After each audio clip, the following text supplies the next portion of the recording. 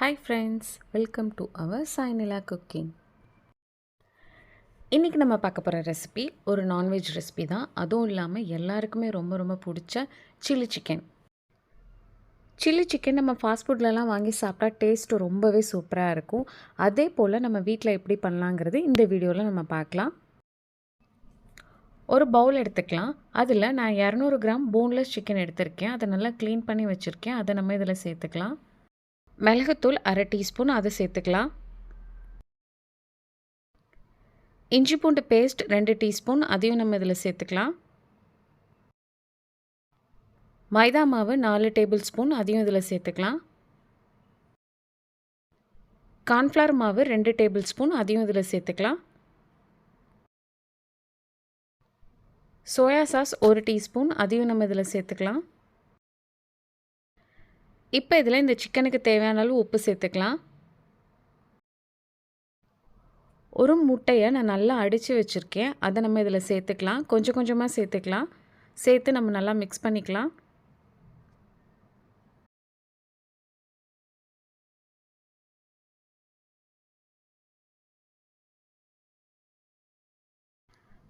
Balance இருக்க முட்டையும் நம்ம ஊற்றி நல்லா மிக்ஸ் பண்ணிடலாம்.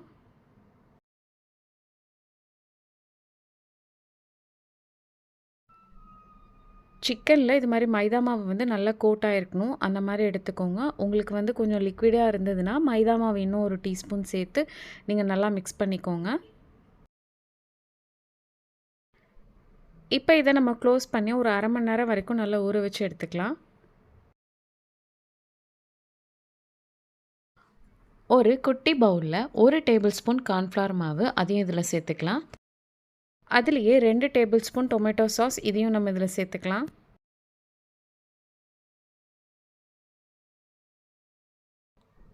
சில்லி சாஸ் வந்து 1 டேபிள் ஸ்பூன் சேர்த்துருக்கேன். உங்ககிட்ட சில்லி பேஸ்ட் இருந்தால் கூட சேர்த்துக்கோங்க. அதுவும் ரொம்ப சூப்பராக இருக்கும்.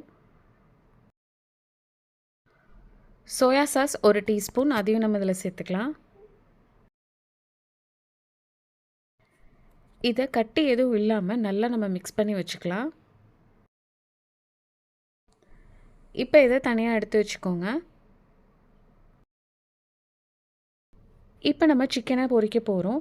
அதுக்கு ஒரு கடாயை எடுத்துக்கோங்க. சிக்கனை நம்ம டீப் ஃப்ரை பண்ண போகிறோம். அதுக்கு தேவையான அளவு எண்ணெய் ஊற்றிக்கோங்க. எண்ணெய் நல்லா சூடாகிடுச்சு. இப்போ நம்ம ஊற வச்சுருக்க சிக்கனை ஒன்று ஒன்றா எடுத்து போட்டுடலாம்.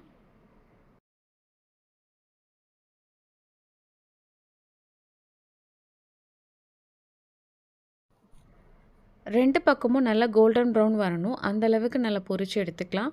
அடுப்பை வந்து மீடியம் ஃப்ளேம்லேயே வச்சுக்கோங்க. அப்போ தான் நமக்கு சிக்கன் வந்து உள்ளே நல்லா வெந்து வரும்.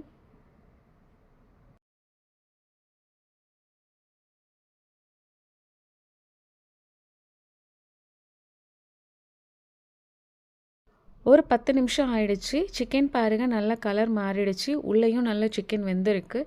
இப்போ நம்ம இதை எடுத்து வச்சிடலாம். இதே போல் நம்ம எல்லா சிக்கனையும் பொரிச்சுக்கலாம்.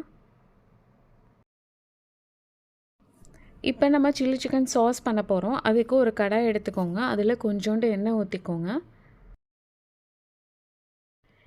இஞ்சி நான் குட்டி குட்டியாக கட் பண்ணி வச்சுருக்கேன். அதையும் நம்ம இதில் சேர்த்துக்கலாம்.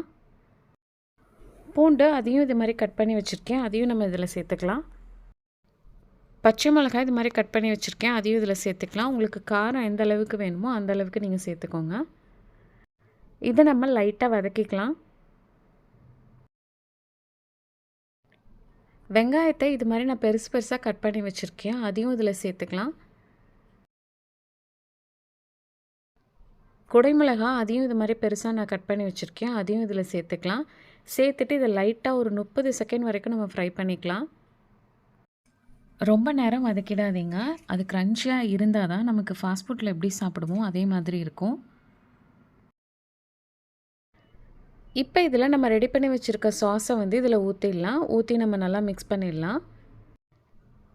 இதெல்லாம் நம்ம டக்குன்னு பண்ணணும். ஏன்னா நம்ம அப்பப்போ சாஸ் ஊற்றிக்கிட்டு இருந்தால் நமக்கு வெங்காயம்லாம் க்ரன்ச்சியாக இருக்காது. ஸோ அதனால் நீங்கள் இது மாதிரி ரெடி பண்ணி வச்சுக்கிட்டிங்கன்னா உங்களுக்கு ஈஸியாக இருக்கும். இப்போ இதில் கொஞ்சம் தண்ணி ஊற்றி நம்ம நல்லா மிக்ஸ் பண்ணிக்கலாம்.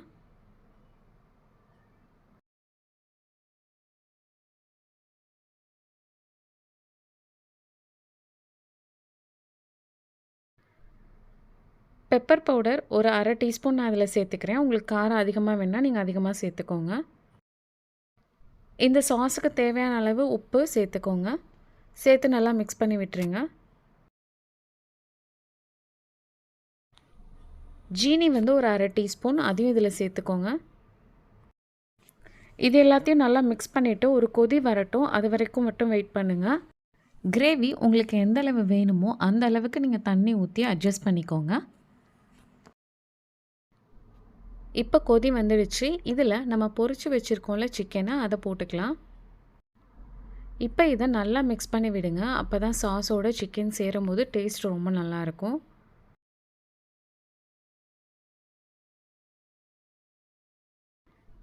கொத்தமல்லி தழை கொஞ்சோண்டு இதில் சேர்த்துக்கோங்க.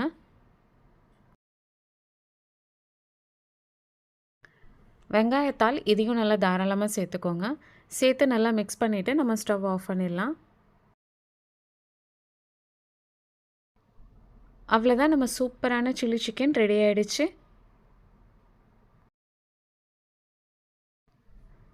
பாருங்கள் ஃப்ரெண்ட்ஸ், நம்மளோட சூப்பரான சில்லி சிக்கன் ரெடி ஆகிட்டு. நம்ம இதை வீட்டில் பண்ணி சாப்பிட்றது விட்டு ஹெல்த்தியாகவும் நல்லா ஹைஜீனிக்காகவும் இருக்கும். இதை நீங்கள் fried rice, noodles, chapati, parotta இது கூட சைட் டிஷ்ஷாக வச்சு சாப்பிட்டிங்கன்னா ரொம்பவே சூப்பராக இருக்கும். சிக்கன் வாங்கும்போது கண்டிப்பாக ஒன் டைமாவது நீங்கள் இதை ட்ரை பண்ணி பாருங்கள். கண்டிப்பாக அடிக்கடி பண்ணுவீங்க. ட்ரை பண்ணிவிட்டு எப்படி இருந்துச்சுன்னு கமெண்டில் சொல்லுங்கள். இந்த வீடியோ உங்களுக்கு பிடிச்சிருந்துச்சுன்னா சப்ஸ்கிரைப் பண்ணுங்கள், லைக் பண்ணுங்கள், ஷேர் பண்ணுங்கள். தேங்க்ஸ் ஃபார் யுவர் வாட்சிங்.